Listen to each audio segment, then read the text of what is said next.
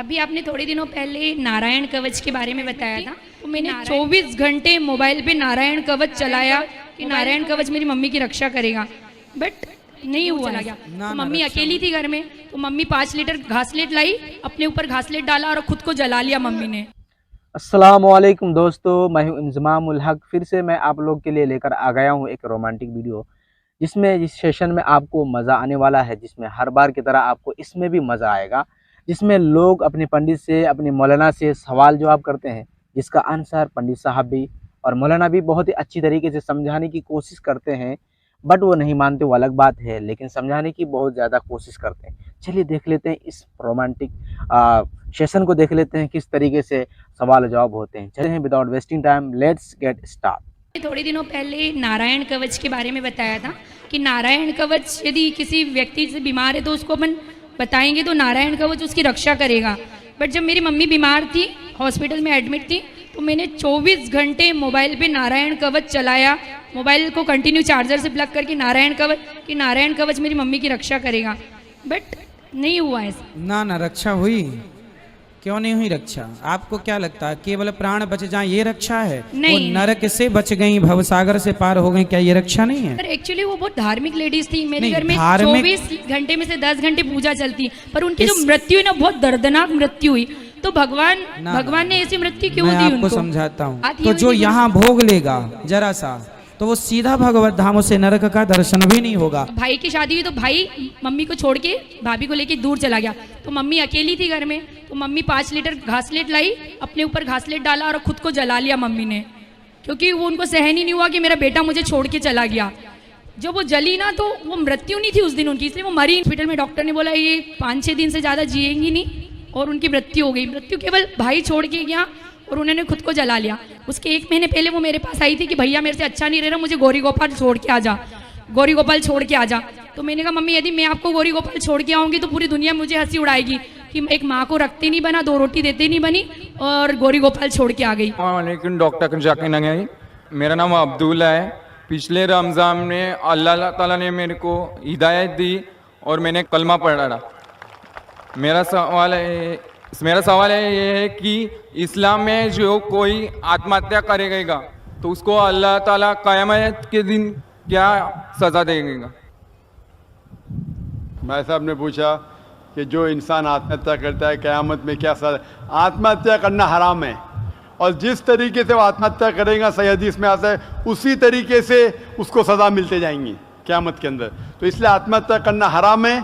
ये ज़िंदगी अल्लाह सुब्हानहू व तआला हमें दी है और हमें जीना चाहिए अल्लाह और अल्लाह के रसूल के अहकामात के हिसाब से। अगर नहीं करेंगे तो आप आखिरत में सफलता नहीं पाएंगे। मैं श्यामा मंडल प्राइमरी स्कूल का टीचर हूँ। मैं मालदा डिस्ट्रिक्ट से आया हूँ।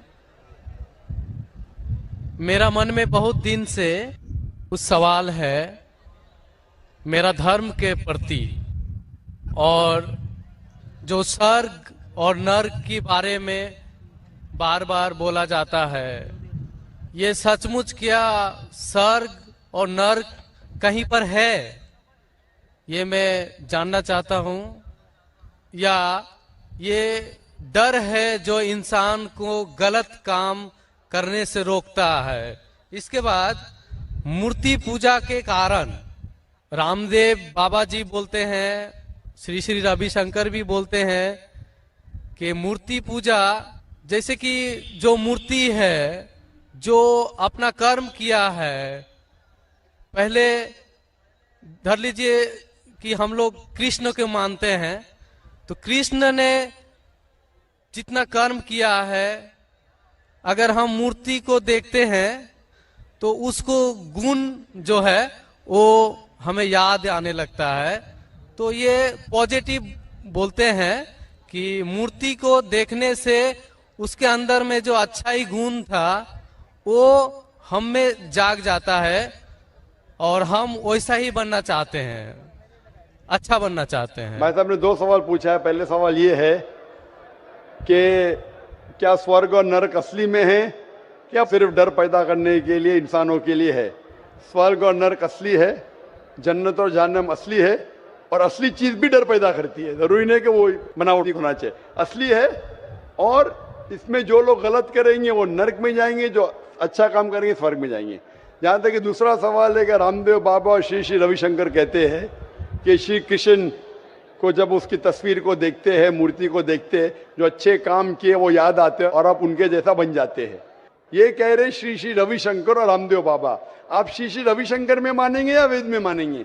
वेद कहती है, यजुर्वेद चैप्टर नंबर 32 वर्ष नंबर 3, न तस्त्र प्रतिमा अस्ति, उस ईश्वर की प्रतिमा नहीं। लिखा है शतशतर उपनिषद में चैप्टर नंबर 4 श्लोक नंबर 19, न तस्य प्रतिमा अस्ति, उस ईश्वर की कोई प्रतिमा नहीं, कोई अक्ष नहीं, कोई फोटोग्राफ नहीं, कोई पेंटिंग नहीं, कोई पिक्चर नहीं, कोई आइडल नहीं, कोई स्टैच्यू नहीं। तो आप श्री श्री रविशंकर की बात मानेंगे या वेद की बात मानेंगे? अगर आप श्री श्री रविशंकर की बात मानते हैं और वेद की बात को छोड़ देते हैं तो आप श्री रविशंकर के चेले बनते हैं, लेकिन वेद के नहीं। मैं भी अगर कुछ कुरान के खिलाफ बात करूं तो मुझे छोड़ दीजिए। मैं हमेशा कुरान का हवाला देता हूं। कुरान अल्लाह की किताब है, तो कुरान का हवाला दे के कुरान की बात करता हूं तो मानो। अगर कुरान को मैं छोड़ दूंगा तो मेरी बात भी मत मानो। जो कुरान और सही हदीस के खिलाफ बात करता है, कितना भी बड़ा आलिम हो, उसकी बात मत मानो। उसी तरीके से मैं जो बात कर रहा हूं वेद की बात कर रहा हूं। तो अगर वेद की बात टकराती है श्री श्री रविशंकर से, रामदेव बाबा से, और मेरा डिबेट हो चुका है श्री श्री रविशंकर के साथ, मेरा डिबेट श्री श्री रविशंकर के साथ हो चुका है बेंगलोर के अंदर। और वो डिबेट देखिए आप, वो डिबेट का मौजू था concept of God in Hinduism and Islam in the light of the scriptures. Means धर्म की जितनी किताबें हैं उनकी रोशनी में खुदा का क्या तस्वुर है इस्लाम और हिंदुइज्म में। और मैंने इतने हवाले दिया वेद के, हिंदू धर्म क्या कहता है। आप वो डिबेट देखिए और आप ही फैसला कीजिए कौन हक के ऊपर है। डॉक्टर साहब, मेरा नाम जानकी बल्लभ शास्त्री है। मैं आपके हाथ से कलमा दुहराना चाहता हूं और मुझे कलम पाक अपने हाथों से प्रदान करने की कृपा करें। इसके लिए मैं हजारीबाग झारखंड से 4 साथियों के साथ आपका किशनगंज आया हूं। कृपया मेरी बात पर तवज्जो दें। माशाल्लाह। भाई साहब, आप मानते कि खुदा एक है? जी सर। आप मानते कि मूर्ति पूजा गलत है? जी गलत है। आप मानते कि मोहम्मद सल्लल्लाहु अलैहि वसल्लम आखिरी पैगंबर है? आखिरी पैगंबर है सर। आपको कोई भी जबरदस्ती कर रहा है इस्लाम कबूल करने के लिए? जी नहीं सर। आप अपने मन से कर रहे? जी। अशहदु अशहदु अल्लाह अल्लाह इलाहा इलाहा इल्लल्लाह इल्लल्लाह व अशहदु व अशहदु अन्ना अन्ना मुहम्मदन मुहम्मदन अब्दुहु अब्दुहु व रसूलुहु। व रसूलुहु। मैं शहादत देता हूँ मैं शहादत देता हूँ कि अल्लाह के अलावा कोई माबूद नहीं कोई माबूद नहीं और मोहम्मद सल्लल्लाहु अलैहि वसल्लम उसके पैगंबर और बंदे हैं। माशाल्लाह मुसलमान हो चुके। तो दोस्तों, ये जानकर तो बहुत दुख लगा होगा आप लोगों को। मुझे भी बहुत दुख लगा कि एक महिला जो कि अपने बेटे के जाने पर अपने पेट्रोल से, तेल से, पता नहीं क्या चीज़ से अपने आप को जला लेती है। सुनकर तो बहुत दुख लगा मेरे भाई। लेकिन फिर पंडित ने भी क्या समझाया। उसके बाद फिर डॉक्टर जाकिर नाइक से भी कितने सवालात हुए, जिनका जवाब डॉक्टर जाकिर नाइक ने बड़े ही किताब के हवालों से दिया। तो आपने सभी चीज़ को देखा होगा और आपने समझा होगा। उसके बाद आप ही को बताना है कमेंट बॉक्स में। आपके लिए कमेंट बॉक्स खुला हुआ है, आपको उसमें कमेंट करके बताना है क्या सही क्या गलत है। चलते हैं, तब तक के लिए खुदा हाफिज़, bye bye, see you tomorrow.